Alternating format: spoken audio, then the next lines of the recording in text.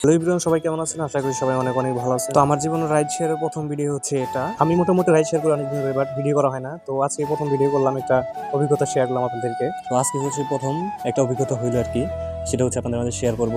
তো আমি হচ্ছে সকাল 9টায়, আপনার 9টা তখন 7-8 বাজে এরকম বসুন্ধরা গেছি। যে আমার ডিমান্ড হচ্ছে যে এখন কিন্তু তেলের যে ক্রাইসিস, ঠিক আছে, তেলের ক্রাইসিসের জন্য যে আমি ভাবছি যে 200 টাকার নিচে কোনো ট্রিপই ধরবো না। তো ভাই এমন একটা পরিস্থিতি পড়ছি বসুন্ধরা আপনার এই ব্লকে, মানে যে রূপায়ণের সামনেই, আমি ওইখানেই এমন একটা অবস্থা ভাই, ট্রিপ ধইরা সারা বাড়ি। তো কি বলবো, আপনাদের দেখাবো, কোনো সমস্যা নাই, আমি স্ক্রিন রেকর্ড করছি ভাই। আমি মানে যে তেলের অবস্থা বিধায় খুব খারাপ, এই জন্য ট্রিপ যে আমি দেখা যাচ্ছে আমি বসুন্ধরা আছি, আমি খিলখাত আসবো। তো ওইখান থেকে আমি ওইভাবেই ছিলাম যে খিলখাত যে পর্যন্ত টিপ না আসবো, অথবা নিকুঞ্জ যে পর্যন্ত টিপ না আসবে, আমি এই পর্যন্ত আমি এইখানেই থাকবো, তাছাড়া যাবো না। তো আমি যেই কথা সেই কাজই করলাম। আমার টার্গেট ছিল যে আমি খিলখাত আসবো, তো এই জন্য বসুন্ধরা থেকে নিকুঞ্জের একটা টিপ ধরি। টিপটা ছিল 130 টাকার। তো আমি ওটাও টার্গেট রাখছি যে 200 টাকা টিপ না হলে আমি যাবো না, এদিকে হয়তো উত্তরা যাবো, নয়তো নিকুঞ্জের দিকে যাবো, তাহলে আমি ট্রিপ দেবো।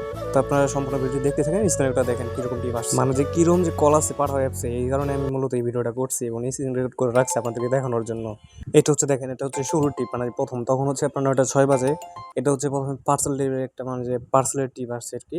এটা কিন্তু হচ্ছে পাঠাও অ্যাপস, আমি পাঠাও অ্যাপস ব্যবহার করি, এবং হচ্ছে ইনড্রাইভ হচ্ছে মাত্র 2 দিন হয়েছে আমি খুলছি।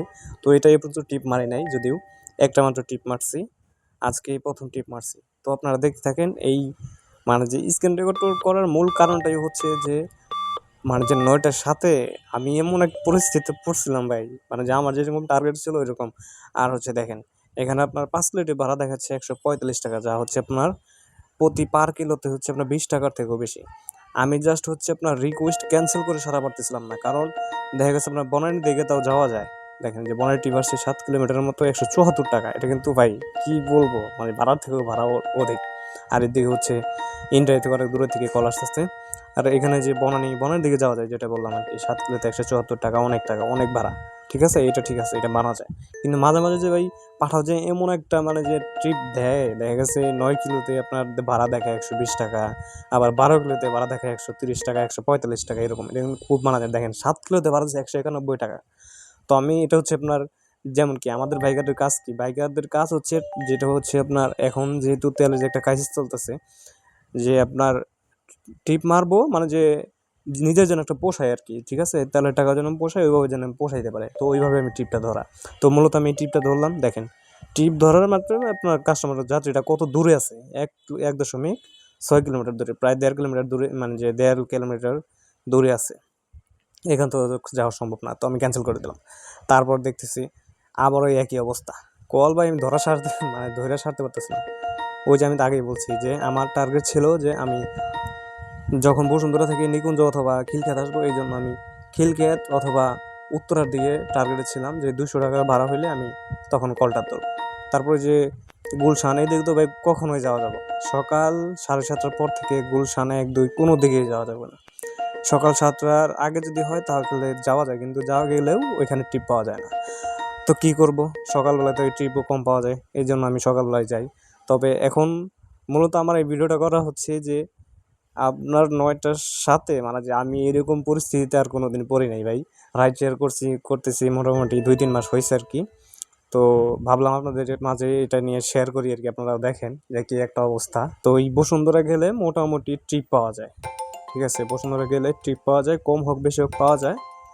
বাট হচ্ছে তখন তো 9টা 9 বাজে, তখন তো সবারই অফিস টাইম, সবাই তো এরকম, সবাই মানে যে নক করতেছে, সবাই কল দিতেছে, যারা যারা পাঠা ইউজ করে সবাই নক করতেছে। দেখেন আমি কিন্তু ক্যান্সেল করে সারা পারতেছি না, আমি হচ্ছে বাইসে বাইসে ক্যান্সেল করতেছি, আর হচ্ছে আপনার বাইসে বাইসে অ্যাকসেপ্ট করতেছি, এরকম। ওইদিকে আবার হচ্ছে ইনড্রাইভ থেকে কল আসতেছে অনেক দূরের, এগুলো দেখবো না, জাস্ট দেখলাম যে কত কিলোতে কত টাকা ভাড়া আসছে, কিন্তু হয়তো এগুলো যাইতাম, কিন্তু ভাড়া কম। আবার এদিকে গুলশান, ভাই 5 কিলো 6 কিলো যদি 150 টাকাও দেয় ভাই, আমি গুলশান 9টার পরে অথবা 8টার পরে কখনোই যাব না, আর কখনোই যাব না ভাই। ওই বাড্ডার দিকে রাস্তায় গেলে মনে হয় যে ওইখান থেকে নিজের নিজের অভিজ্ঞতা আর কি, আমি যদিও 2-3 4 মাস ধরে গাড়ি চালাই, মানে রাইড শেয়ার করি, আমার অভিজ্ঞতা থেকে বলি যে ওইখানে গেলে মনে হয় যে নিঃশ্বাসের মতো, মানে যে নিঃশ্বাস ফেলানোর মতো জায়গা, ওরকম লাগে যে কীভাবে যাইছি, মানে যে কোন দুঃখে যে কী পইরা যে আসছে ওই জায়গায়, মানে কেন যে ওই বাড্ডা রোডে গেলাম এই অবস্থা। আজকে মনে করেন যে আপনার আমি গুলশানে গেছি, আজকে গুলশান একে গেছি আপনার 7টা হ্যাঁ 7:10 অথবা 7:20, তখন ভাই 7:10 গেছি, আপনার 8:30টার সময় পৌঁছাইছি। তাহলে বুঝেন কি একটা অবস্থা। দেখেন এই যেদিকে আরেকটা ভাড়া আসছে 8 কিলোমিটারে 217 টাকা, তাহলে বললেন যে কী ভাড়া দিতেছে। কিন্তু এটাও আমি অ্যাকসেপ্ট করলাম, বাট দেখলাম এটা আরও দূরে, এটা বসুন্ধরা আই ব্লক। এটা প্রায় কিলোমিটার ছিল আপনার দেখি কত কিলোমিটার, এটা আপনার এটা ওইরকমই 1.5 কিলোমিটার। তখন আর আমার ওইরকমই ছিল না যে আমি এত দূর যাবো না, আমার কাছাকাছি যে ট্রিপটা পাবো আমি সেটা যাবো। দেখেন অনেক দূরে কিন্তু এটা ট্রিপ, ঠিক আছে। আমি দূরের ট্রিপ মানে যে ভাড়া বেশি এই জন্য ধরছিলাম, বাট এটা দেখে অনেক দূরে যাইতে হবে, প্রায় 2 কিলোমিটার চালাতে হবে, এই জন্য আমি ওটা ক্যান্সেল করে দিচ্ছি সাথে সাথে, মানে যত টাকা ভাড়া আসলে ক্যান্সেল করে দিচ্ছি। কারণ আমার তো উদ্দেশ্য ছিল যে আমি নিকুঞ্জ আসবো অথবা উত্তরা যাবো, এখান থেকে আমি খিলক্ষেত আসতে পারবো, যেহেতু আমি খিলক্ষেত থাকি। তো আমার রাইডশেয়ার জীবনে এটাই হচ্ছে প্রথম ভিডিও, সবাই সাপোর্ট করবেন। আমি আমার পেজও আছে আর কি, আমি পেজে ভিডিওস আপলোড দেবো, ঠিক আছে। আমার ফেসবুক পেজ আছে, ইউটিউব চ্যানেল আছে, সবাই আশা করি সাবস্ক্রাইব করবেন। আর ফেসবুক থেকে দেখে থাকলে অবশ্যই ফেসবুকটিকে ফলো করে দেবেন।